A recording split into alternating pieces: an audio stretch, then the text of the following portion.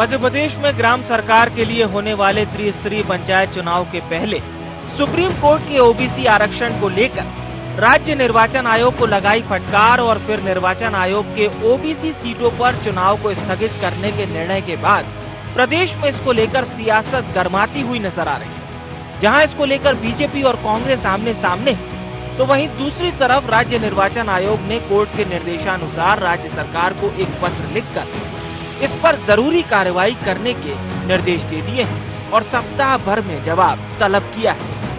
आयोग ने ये डिसाइड किया है कि माननीय सुप्रीम कोर्ट के आदेश के पालन में ओबीसी के लिए जितनी रिजर्व सीट थी उनका निर्वाचन प्रक्रिया स्थगित की जाए, तो हमने स्थगित कर दी हैं और इन सीटों को जनरल कैटेगरी में रीनोटिफाई किया जाए। तो इस निर्देश के पालन के लिए चूंकि आरक्षण की कार्रवाई राज्य शासन से स्तर से होती है, तो राज्य शासन को हम आज पत्र लिख चुके हैं कि वो एक सप्ताह में हमें अवगत कराएं कि माननीय सुप्रीम कोर्ट के आदेश के पालन में उन्होंने क्या किया। वहीं इसको लेकर अब सियासी पारा भी गर्माता दिख रहा है, क्योंकि ओबीसी बाहुल्य एमपी में करीब 52% आबादी इस वर्ग से आती है। ऐसे में ग्राम सरकार के रण में इनकी अनदेखी आगामी चुनाव में राजनीतिक पार्टियों के लिए मुश्किलें खड़ी कर सकती है।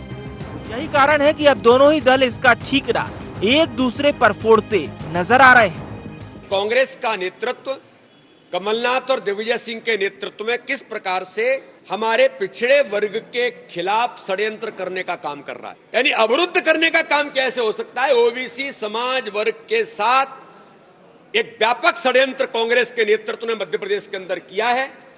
ये एक नहीं कई प्रकार के उदाहरण सामने। भारतीय जनता पार्टी हमेशा से सबका साथ, सबका विकास और सबके विश्वास माननीय प्रधानमंत्री के नारे पर आगे बढ़ती है। जो आदेश पारित करेंगे उन आदेश पारित होने के उस पर समीक्षाएं चल रही हैं। इलेक्शन कमीशन भी काम कर रहा है। जो आवश्यक निर्णय होगा उस पर हम लोग काम करेंगे। मध्य प्रदेश में पंचायत चुनाव में ओबीसी को आरक्षण ना मिले, इसका प्रयास कांग्रेस के द्वारा लगातार लंबे समय से किया जा रहा था। मध्य प्रदेश में सर्वोच्च न्यायालय ने ओबीसी को जो पंचायतों में 27% का आरक्षण था उस पर रोक लगाई है और इससे स्पष्ट है कि कांग्रेस हमेशा ओबीसी की विरोधी रही है। शायद चुनाव भारतीय जनता पार्टी करवाना नहीं चाहती है, आरक्षण अलग खत्म करना चाहती है। इसी का नतीजा है कि आज फिर चुनाव जो परिसीमन 2019 का हुआ था उसे खत्म करके, उस आरक्षण को खत्म करके जो 2014 के उससे करवा रहे हैं, और उसी का नतीजा है कि प्रदेश के अंदर आज फिर चुनाव लटक गए। बीजेपी चाहती नहीं है कि पंचायतें मजबूत हो, क्योंकि पंचायती राज की जब स्थापना हुई थी कांग्रेस के शासन में, वो महात्मा गांधी का सपना जो राजीव जी ने पूरा किया था, और ये गोडसेवादी लोग उस पंचायती राज को खत्म करना चाहते हैं। ओबीसी वर्ग को लेकर गर्माती सियासत के बीच सवाल ये भी है कि अगर ओबीसी वर्ग की सीटें अब सामान्य हो जाएंगी तो ओबीसी वर्ग को उनका हक भला कैसे मिलेगा। लेकिन ओबीसी हितैषी होने का दावा कर रहे दोनों दलों के सामने कोर्ट के निर्णय ने एक चुनौती जरूर खड़ी कर दी है। ऐसे में ये तो साफ है कि ओबीसी अनदेखी इन पंचायत चुनाव के साथ ही आगामी चुनाव में दोनों पार्टियों की मुश्किलें बढ़ाने वाली है। Bureau report, IND 24।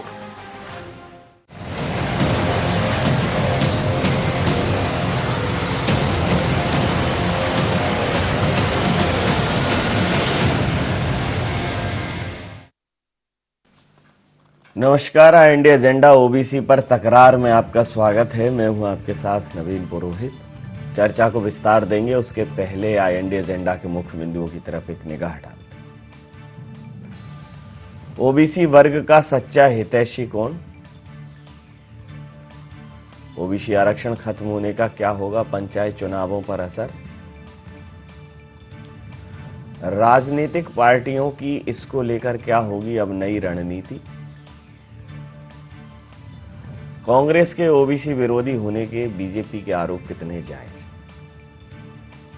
नमस्कार, इन्हीं सवालों के साथ पुनः चर्चा में आप सबका स्वागत है। मध्य प्रदेश के पंचायत चुनावों के बीच में कांग्रेस और भारतीय जनता पार्टी के बीच जो रस्साकसी हुई, उस रस्साकसी में पंचायत चुनाव कहीं लटकते हुए नजर आ रहे हैं। पहले मध्य प्रदेश भारतीय जनता पार्टी ने कांग्रेस के समय पर जो परिसीमन किया गया था उसको निरस्त किया और 2014 की स्थिति के अनुरूप चुनाव कराने का निर्णय लिया।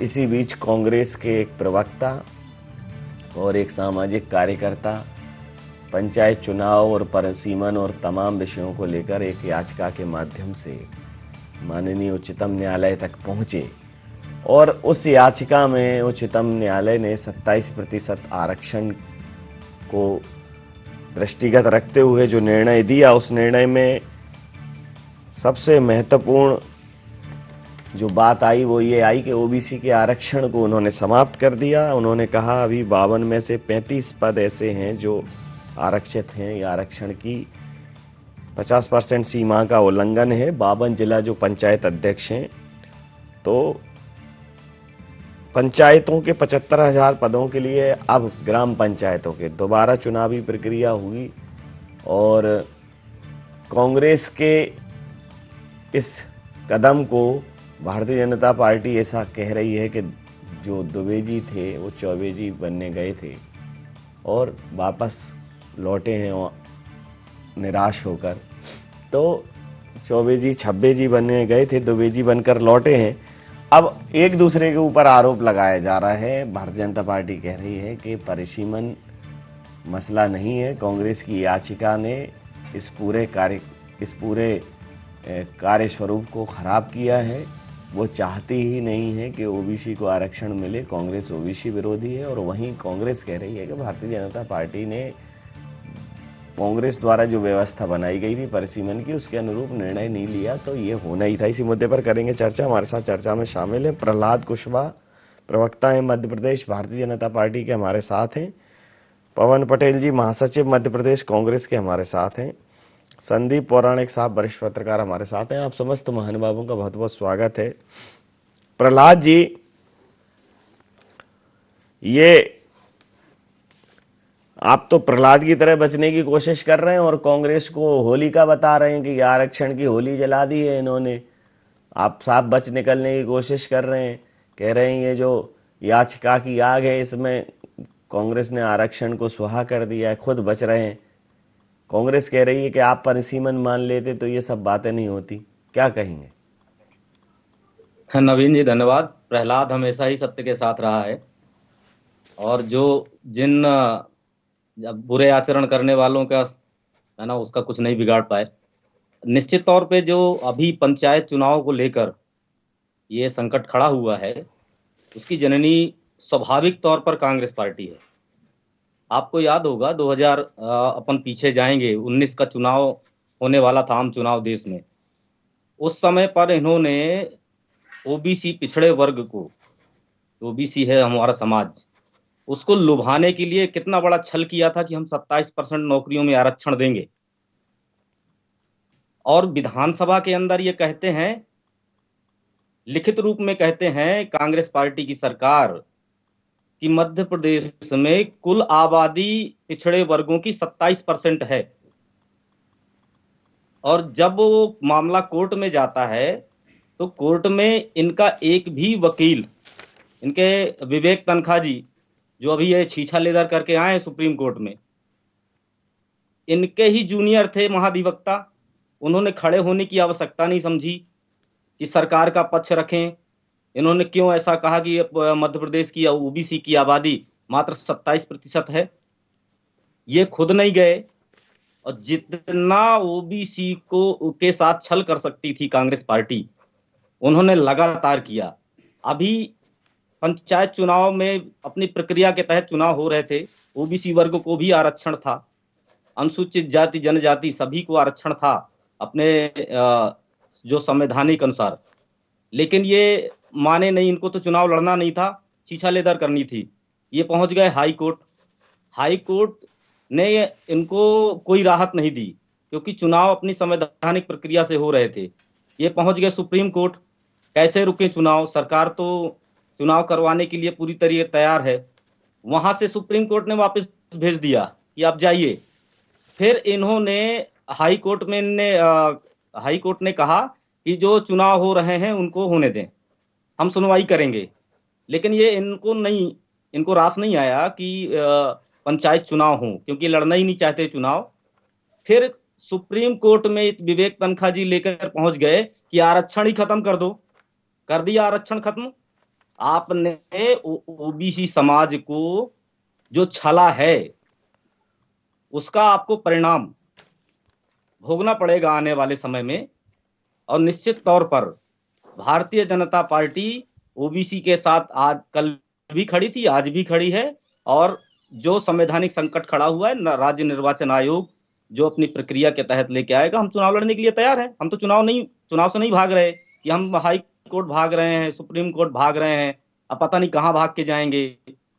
क्योंकि जनता के बीच में आप जाइए, हम जनता के बीच में हैं, आप भी जनता के बीच में आओ। लेकिन आपने जो विवेक तनखा जी ने आज ये कल कांड कर दिया ना, ओबीसी समाज के अधिकारों का आपने कुठाराघात उनके अधिकारों पर किया है। आप उनको समान श्रेणी में लाना ही नहीं चाहते, आप तो उनको जितना पीछे धकेल सकते हो वो आप प्रयास कर। प्रतिक्रिया ले लेता हूं, पवन जी। एक तो प्रहलाद जी जो बोल रहे हैं कि ओबीसी के हितैषी ये हैं, माननीय जो विवेक तनखा जी ने इसलिए नहीं गए थे कि आरक्षण खत्म है, माननीय विवेक तनखा जी ने गए थे कि 2019 का जो परिसीमन है उसके आधार पर चुनाव होना चाहिए। तो एक तो ये गलत ये प्रचारित कर रहे हैं कि ओबीसी का आरक्षण खत्म करने के लिए गए थे विवेक तनखा, इनका काम ही है। अब ये बोल रहे हैं कि कल भी ओबीसी के साथ थी, आज भी और आगे भी रहेगी। तो हम ये पूछना चाह रहे हैं कि 14% आरक्षण का ओबीसी को किसने दिया, किसके शासनकाल में मिला। मैं इनसे ये पूछना चाह रहा हूं कि नगरीय निकाय ग्राम पंचायत में आरक्षण माननीय दिग्विजय सिंह ने कांग्रेस के शासनकाल में मिला, और इसी तरह 27% आरक्षण 15 महीने से कम समय काम करने को माननीय कमलनाथ जी को मिला। उसमें अगर उन्होंने 27% आरक्षण दिया तो ये अपने आप सिद्ध होता है कि ओबीसी वर्ग का हितैषी कौन है। इसके बाद इनके मुख्यमंत्री माननीय शिवराज सिंह चौहान 15 साल तक सरकार की, इन्होंने 15 साल तक राज किए, ओबीसी के थे। अगर ये इतने ओबीसी के हितैषी थे तो उस समय इन्होंने 27% आरक्षण क्यों नहीं दिया? इसका जवाब नहीं है। घुमाने फिराने की बात कर रहे हैं, इतनी लंबी लंबी बात कर रहे हैं। तो हम बता रहे हैं कि अगर ओबीसी के हितैषी कांग्रेस पार्टी नहीं होती तो 27% आरक्षण नहीं देती। कमलनाथ जी को 5 साल के लिए चुना था, ना कि 15 महीने के लिए चुना था। अगर 15 महीने से कम समय में उन्होंने निर्णय लिया कि ओबीसी वर्ग को 27% आरक्षण देंगे, ये अपने आप सिद्ध होता है कि ओबीसी वर्ग के साथ है। अब विवेक तनखा जी क्यों गए थे कोर्ट में? ये गलत प्रचारित कर रहे हैं कि उन्होंने लिख के दे दिया ओबीसी को आरक्षण मत दो। तो इनका काम ही जो अपने काम पे कभी वोट नहीं मांगे, कांग्रेस के नाम पे वोट मांगते हैं, कांग्रेस की बातों को। आप अपना काम बताइए, आपने क्यों ओबीसी को आरक्षण नहीं दिया?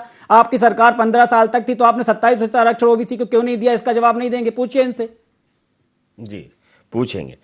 संदीप जी, ये भईगत सांप छछूंदर केरी जैसी स्थिति हो गई है ओबीसी की बात पर। अब दोनों राजनीतिक दल क्या कहें क्या नहीं गए, उगलते निगलते नहीं बन रहा है। लेकिन भारतीय जनता पार्टी ये तो स्थापित करने का प्रयास करने लगी है कि इस मसले को लेकर सरकार ने निर्णय चुनाव कराने को लिए लिया था। 2014 में भी आरक्षण था ओबीसी का, कोई समस्या नहीं थी। लेकिन जैसे ही ये सुप्रीम कोर्ट के पास पहुंचा तो कुछ ऐसे तथ्य भी संज्ञान में आए जिसमें आरक्षण समय सीमा से ज्यादा हो रहा था जो निर्धारित सीमा है। तो अब वो आरक्षण पर ओबीसी के पूर्णतः रोक लग गई है। और उन्होंने ये भी कहा है कि अब राज्य सरकार देखे, ये संविधान के अनुरूप है, राज्य निर्वाचन आयोग देखे, कराए चुनाव। तो चुनाव कहीं ना कहीं अधर्म है, ओबीसी आरक्षण पर भी सवाल है। अब एक दूसरे के ऊपर आरोप प्रत्यारोप है, किस दृष्टिकोण से देखेंगे? नवीन जी, ये सियासी तौर पर बहुत जैसे T20 का मैच होता है ना, बहुत करीब का मैच हो गया है। बहुत धुआंधार बैटिंग होगी अब दोनों ओर से, क्योंकि ओबीसी एक बड़ा वोट बैंक है और दोनों राजनीतिक दल, चाहे कांग्रेस हो चाहे बीजेपी हो, वो उसको अपना हितैषी बताने की हर संभव कोशिश करेंगे। सवाल यह है कि जो कांग्रेस की तरफ से याचिका लगाई गई थी वो रोटेशन और परिसीमन को थी, लेकिन जब वो महाराष्ट्र के साथ क्लब हो गई तो पिछड़ा वर्ग वाला मसला आ गया। वो अब जहां तक आपने राजनीतिक तौर पर बात की है बीजेपी की, कोर्ट का निर्देश आ गया, चुनाव आयोग ने उसको रद्द कर दिया, वो चुनाव वहां स्थगित कर दिया गया पिछड़े वर्ग के लिए जो आरक्षित थी सीटें। अब दोनों राजनीतिक दलों में जो सफल हो जाएगा वो अपने को ओबीसी के बीच स्थापित करने में सफल माना जाएगा, जो अपनी बात समझाने में सफल हो जाएगा। क्योंकि कोर्ट में गया कौन था? कांग्रेस। अब कांग्रेस के ऊपर बड़ी जिम्मेदारी है कि वो जनता को ये बताए कि हम किस मसले को लेके कोर्ट में गए थे। बीजेपी दूसरी तरफ खड़ी है, वो तो ये कहेगी ना कोर्ट ये गए थे, क्योंकि निर्देश कोर्ट ने दिया है। तो आने वाला समय कांग्रेस के लिए ओबीसी के बीच जाकर यह बताने के लिए कि हमारी गलती नहीं है, कोर्ट ने कहा है, लेकिन बीजेपी उसको प्रचारित करेगी कि कांग्रेस के कारण ये चुनाव रुके हैं, तो कहीं ना कहीं चुनौती ज्यादा कांग्रेस के लिए होगी, मुझे ऐसा लगता है इस समय। जी, मैं सीधा प्रहलाद जी आपके लिए एक सवाल छोड़ा था। पवन जी ने कहा था कि बताइए कि 15 सालों में क्यों नहीं किया ये जो 15 महीनों में जो निर्णय लिया कांग्रेस ने, आपने 15 सालों में क्यों नहीं किया? उस समय आप कर सकते थे, लंबे समय तक सरकार थी आपकी। नवीन जी, हाँ, जिस तरह से पवन जी ने पूछा ना, हम तो कह रहे हैं, हमारे शीर्ष नेता भी कहते हैं सबका साथ सबका विश्वास, है ना, सबका साथ सबका विश्वास। लेकिन ये 14 महीने 15 महीने के लिए आए थे, इन्होंने देखा कि लोकसभा चुनाव हम नहीं जीत पा रहे, इन्होंने जबरदस्त छलावा किया, जो मतलब जितना बड़ा मुझे लग रहा छलावा हो सकता था ओबीसी समाज के साथ, इन्होंने किया। अगर ये पक्षधर थे 27% आरक्षण देने के मध्य प्रदेश में, तो इन्होंने ये बताइए उस समय जब याचिका लगी थी कोर्ट पर, तो इन्होंने अपना महाधिवक्ता सरकार रहते क्यों खड़ा नहीं किया? मुझे सिर्फ इस बात का पवन जी जवाब दे दें, मैं इनके सारे जवाब देने के लिए जवाब दे दिए जो मैंने आपसे पूछा था, आपने उसका जवाब तो दिया नहीं। यही तो गड़बड़ी है, मैंने दिया ना, गड़बड़ी आप लोगों में ना कि आपने आप वो 14 महीने 15 महीने का रोना रोने लगते हैं। आप बताइए कि आप बड़े हितैषी हैं, मैं मान गया, जब 15 साल तक शिवराज सिंह चौहान जी मुख्यमंत्री थे तो उन्होंने किसका जवाब दीजिए पहले। आप हमेशा सवाल विपक्ष से करते, नई परिपाटी चालू कर रहे हैं, हमेशा सवाल सत्ता से किया जाता है। छलने का जो काम किया है ना मध्य प्रदेश में, आपको चुनाव दर चुनाव पिछड़े आपको सबक सिखा भी रहे हैं कांग्रेस पार्टी को, आप समझिए। आप सवाल का जवाब देंगे या फिर ऐसी बहस करेंगे किसी को समझ में ना आए? हैं पवन जी, अगर पिछड़े हैं तो उसका श्रेय भी आपको है। देखिए, पिछड़ा इस बार जाग गया है, आपके बरगलाने पे नहीं आया है। लेकिन आप सुनिए साहब, पवन साहब, आपने अगर दिया था ना, मैं तो कह रहा हूं ना, चलिए आपने दिया था 27% आरक्षण, तो आपने कोर्ट में क्यों नहीं खड़ा किया अपना महाधिवक्ता, या कोई भी वकील तो खड़ा कर देते कि नहीं साहब हम देने के लिए तैयार हैं। आप उसका जवाब नहीं देंगे, मैंने जो आपसे पूछा उसका जवाब दीजिए ना कि आप 15 साल तक आपके माननीय शिवराज सिंह चौहान ने क्यों नहीं किया? माननीय शिवराज सिंह चौहान ने 27% आरक्षण क्यों नहीं दिया? इसका जवाब दे दीजिए, इसका आप जवाब नहीं दे पाएंगे। कोई आपके यहाँ वॉल्यूम अगर ओपन हो माइक का, उसका मोबाइल का या स्क्रीन का, तो प्लीज उसे बंद कर लीजिएगा, आवाज जाती है। जी जी, ये आप पूछ रहे हैं, बताइए, जवाब दीजिए प्रहलाद जी। पूछ लेते हैं आपकी बात को, मैं पूछ लेता हूं। वो कह रहे हैं आपने क्यों नहीं किया। मैं आपकी सारी बात का जवाब देने के लिए तैयार बैठा हूं, लेकिन सिर्फ आप इतना बता दीजिए कि आपने क्यों छल किया था? 27% का आरक्षण देके कोर्ट में अपना वकील क्यों नहीं सरकार की तरफ से खड़ा किया? अगर आप मुझे को नहीं जाना होता तो घोषणा ही नहीं करते। कमलनाथ जी ने घोषणा क्यों की? आपके डर से घोषणा कर दी थी क्या? मैं आपके पूरे सवाल के जवाब देने के लिए बोल रहा हूं, ऑन स्क्रीन बोल रहा हूं, देने के लिए तैयार हूं। लेकिन आप ये बताइए कि आपने क्यों अपना महाधिवक्ता या फिर वकील क्यों नहीं आपने कोर्ट में खड़ा किया? एक हियरिंग में आपने एक वकील नहीं भेजा, सरकार रहते। देखिए, कई बार हालात कुछ और होते हैं, आप जो उस चीज को बार बार बोल रहे हैं ना, अगर कमलनाथ, जवाब नहीं है, आप जवाब दीजिए। आप शिवराज सिंह चौहान जी ने क्यों नहीं दिया? 15 साल आप तक की सरकार थी तो आपने क्यों नहीं घोषणा की?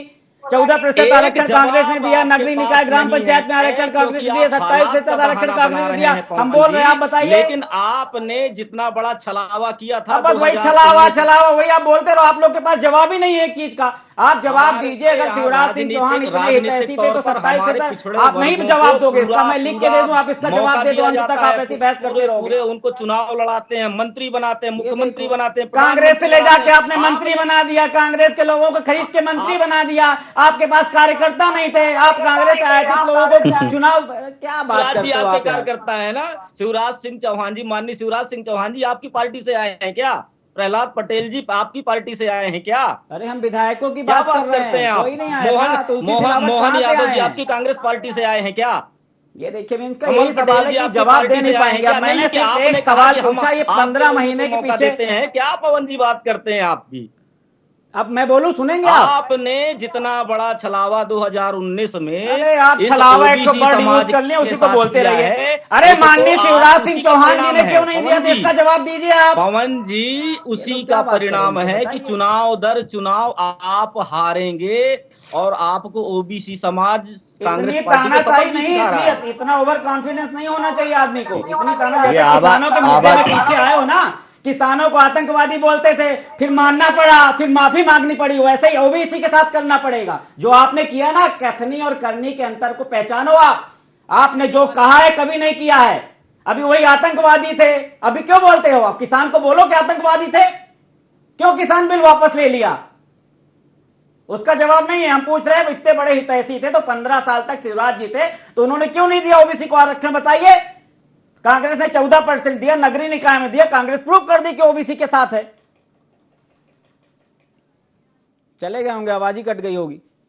नहीं, आ गए हैं, मैं पूछ लेता हूं। नहीं देंगे जवाब, मैं लिख के दे दूं जवाब? नहीं, जरा पूछ लेता हूं। हाँ प्रहलाद जी, क्या कह रहे हैं?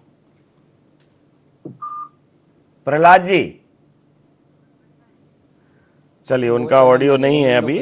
संदीप जी से पूछ लेता हूं। संदीप जी, ये तो जो आप कह रहे थे कि ये बहस तो मसला हो रही है, बहस हो गया, बहस का मसला हो गया है, और अब इसको जो भी चाहेगा कि कौन इसको अच्छे से भली बात ही समझा पाएगा, वही इसको। देखिए नवीन जी, जो चीज हम आप पहले भी चर्चा कर रहे थे, आप ये देखिए अभी भी प्रहलाद जी उसी बात पर आ रहे हैं।